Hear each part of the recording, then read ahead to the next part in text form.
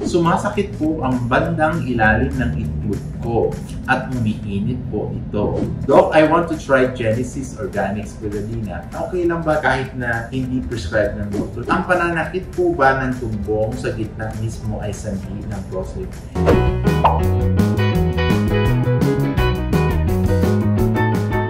Hello and welcome to this channel. Ako po ang inyong friendly urologist na si Dr. Joseph Lee.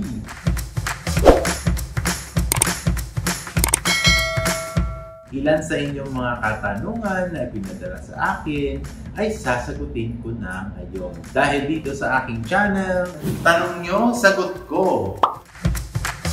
Mula kay Heidi De La Torre, Doc, ask ko lang, sumasakit po ang bandang ilalim ng itlog ko at umiinit po ito.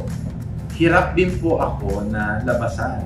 Ano po kaya ang pwede kong gawin? Okay, ano kaya ang sanhi na pagsakit ng itlog niya? Could be orchitis, infection, trauma. So you have to get the history of it. Kung wala ka naman trauma, baka infection. That's one thing, no? Kaakibat nun yung minsan nahirapan kang umihi because of there is infection, you get orchitis, there is urethritis also, there is infection of the urethra.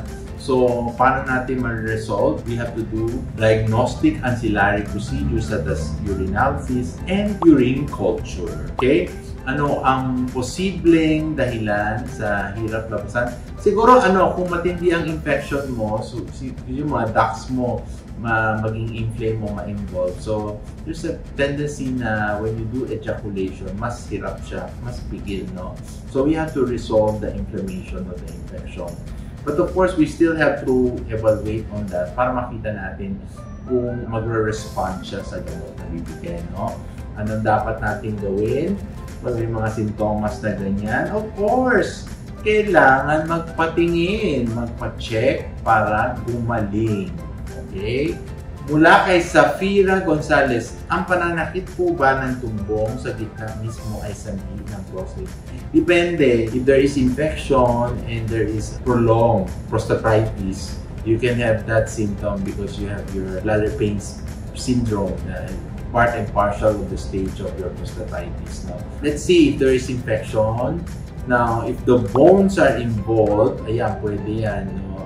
And if the nerves are involved, pwedeng sumakit rin yan. So, maraming disease yan eh. We have to check and try to isolate each one, no? Anong dapat gawin pag nakakaramdam ng ganyang sintomas? Of course, unang-una talaga ng papacheck because you cannot exert a lot of things or just double up mga gamot for pain pag hindi ka nagpapatingin, no? So, dapat natin tingnan maigi para masuri ka ng maayos. Okay?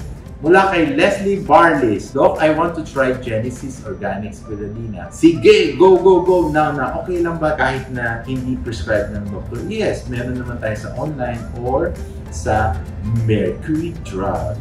Paano ita-take? Depende sa'yo. Pag normal ka, 2 tablets in the morning, 2 tablets in the evening. Pag meron kang metabolic disorder like hypertension, obesity, diabetes, and other problems that will entail giving complications to your immune system, then you can take 3 tablets per day or even 4 tablets per day in the morning or in the evening. Kasi maximum naman niya 10 tablets. Okay? At yan ang sagot sa inyong mga katanungan.